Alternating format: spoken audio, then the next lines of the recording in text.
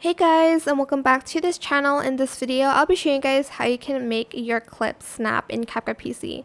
So I have this video here, and as you can see, it's not really snapping anywhere.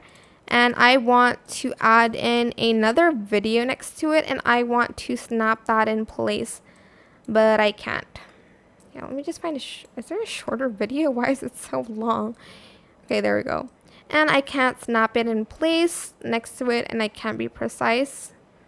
So to snap stuff in place, just enable firstly main track magnet. It will snap this in place, and also turn on auto snapping or press N on your keyboard. That's the shortcut. And now you can select it and snap it on to the video. I don't really turn these on, but I like to have that because you can snap it on the line as well here. So there's no gaps in between your videos.